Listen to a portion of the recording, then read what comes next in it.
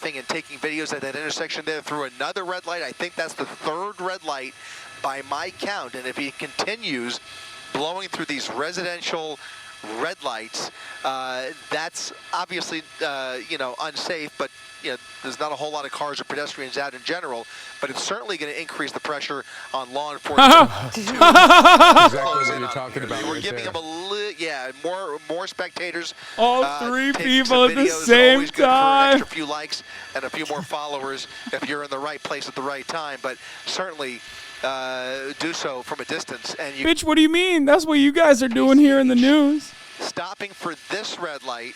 That's good. And California Highway Patrol now behind him. Maybe they'll come around his left flank once again. This time it looks like they're keeping a little bit more of a distance. And Rob, if you could just widen out just 1 second, I want to see back on the 405, there were about 6 units.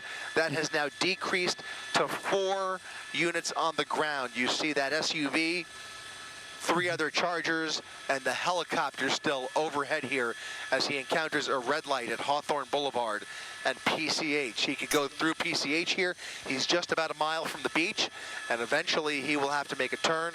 But right now he is actually obeying this red light, which will turn green here right now. Bro, he's got one hand on the wheel and the other on his it is now, phone. 4:30 in the afternoon. Oh my God, he's not watching the Hasanabi broadcast. Don't do it. Cover this pursuit that has been on Hawthorne Boulevard for quite some time, heading towards Redondo Beach. This suspect, not particularly dangerous, although he is starting to run red lights there. You can see the vehicle he's in, some sort of a Nissan, an older model, pretty beat up. He isn't necessarily going really fast. If you're watching the broadcast right now, turn your hazards on.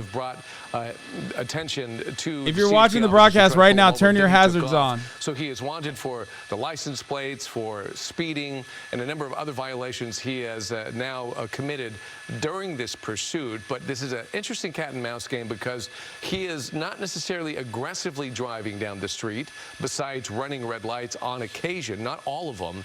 CHP did pull up aside, talk to him a little bit, try to get him to pull over, even tried to box him in at one point, but that did not work. So the pursuit continues. It does continue, and Chris Christie is live in Air 7 HD as we're following this pursuit. And Chris, you can see this driver again on Hawthorne Boulevard, weaving in and out a little bit of traffic. But earlier we saw him try to get in and out, and say thank you to the driver who moved to the side to let him pass. So very polite driver. Yeah, for the most part, minding the rules of the road. We have seen him go through a couple red lights, but again, we're all very aware of many drivers who just blow through and just really create a dangerous situation. But so far, this driver doesn't seem to be trying to create a dangerous situation.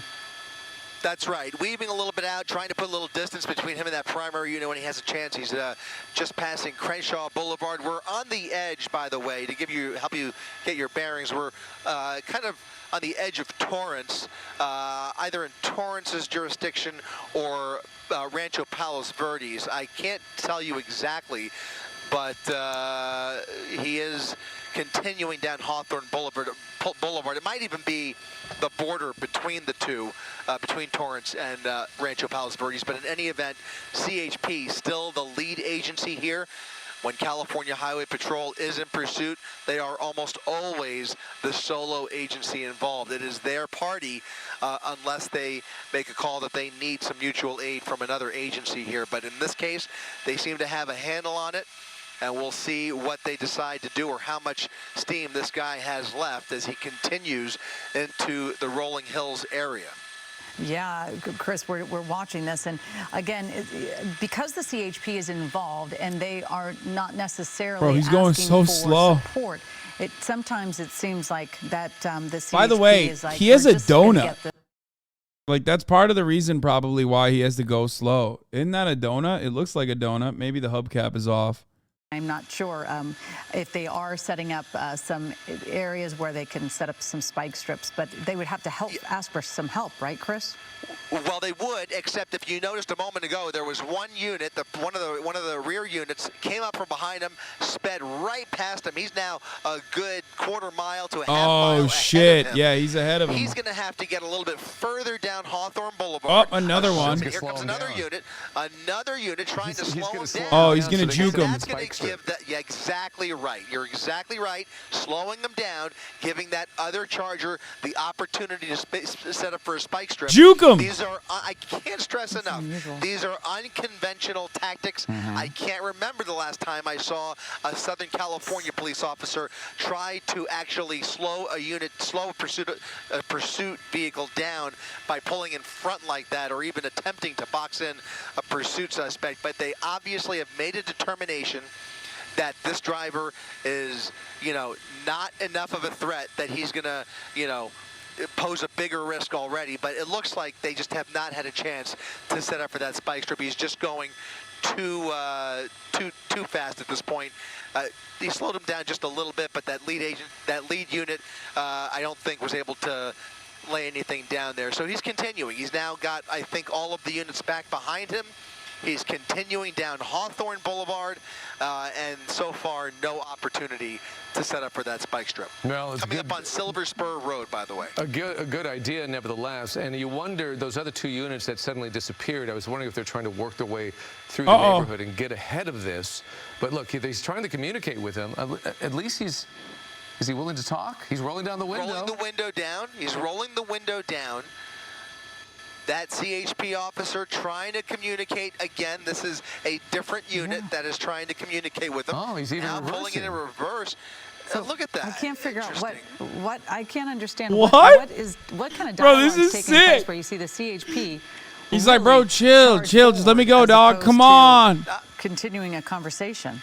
Either he will continue the tactic of trying to look for a spot to set up for that spike strip. There's another local police officer that he just passed there. And now they're creating traffic breaks at intersections ahead. So that leads me to believe that maybe This is cool because like when they start stopping traffic at intersections, like that's when you unlock a new level, you know what I mean? That's when like things get real spicy. That's when they let you fucking run through the intersections and shit. else can, join the lanes next to him or in front of him. Yeah, But I just don't think they have enough manpower 3 to do stars. It just seems like they're a little bit behind the 8 ball for a spike strip. And by the way, these spike strip attempts, when they work, they're really skillful and really, it's not just skill, it's also a bit of luck at the same time. You have to they are one of the more complicated tactics to employ during a pursuit. But when you have a slow speed pursuit, you have much better odds. But in general, spike strips are hard. They are a hard tactic to set up for. They're hard to employ. It requires usually a lot of manpower and a lot of times just a whole lot of luck that you have the right officer that has the spike strip ready at the right time ahead of the pursuit suspect and able to lay it down without any collateral damage. So a lot of things have to fall into place for a successful. What's in the cooler is what I want to know. He's calling them ahead to here you him. have, Yeah, he's calling that one. He's saying, please come, or what have you. Yeah, he's kind of gesturing at the officer, trying to communicate, and you can see the officer. He's willing to negotiate. He's, not, I'm sure he's using every negotiating tactic that he has been taught, and just getting him to just pull over. Everything's going to be fine. Just, look at that. An opportunity to box him in. And now they've done it. And now they've done it. He's laughing. Like he's going to go anywhere. He's laughing. Look at this. Look at this. This is exactly what we were talking about. Wow. He's afraid. He's afraid. He's a little agitated, but he's not going to put up a big fight here. He does not pose a big danger to them. He just doesn't want to go away. Unfortunately, that's exactly what's going to happen. They're going to take him in peacefully, try and talk some sense into him. Low-key, this is like a mental health crisis. Low-key, this is like a pretty decent way to apprehend someone. This is like surprisingly good police work. I can't believe we just watched an instance where there was like a magic trick. they talked to him, they tried to calm him down. It seemed like they kept trying to de-escalate. Right about that. A little bit of you distract him on the drive. Very, very good police work. I can't believe I'm saying that. With nowhere to go, they didn't think he was a big threat. He's not going to go ramming through the roadblock there, and now they can determine what They caught him in a logical fallacy to debate, so could box him in. Take him off to Men's He did get fucking finessed, dude. He did. He got got. A great job by those officers to make that calculation. To decide that, you know what, this is somebody that we can either negotiate with, or maybe we could trick him into slowing down, coming to a stop here before this gets. To be fair, like, and that's exactly what they they did. literally fucking, they literally clapped him for not having a rear license You see plate. the sergeant there keep trying to reassure him and pat him like it's going to be okay. It's going to be okay. He's agitated, though. He is. He's worried. Obviously, he's scared. He's worried, and hopefully everything will be fine for him when he goes. You hate to see a good man go like this. I agree.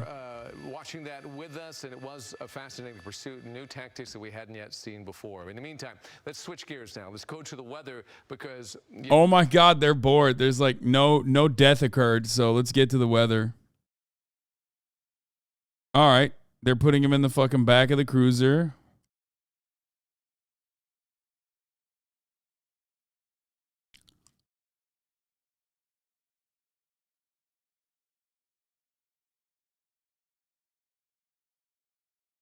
Anti-woman and pro-cop. I'm amazed they call you leftist. I mean, it could be a number of different things. He could be an undocumented immigrant who's like afraid of getting pulled over by cops. But like even then, that was. It could be an episode.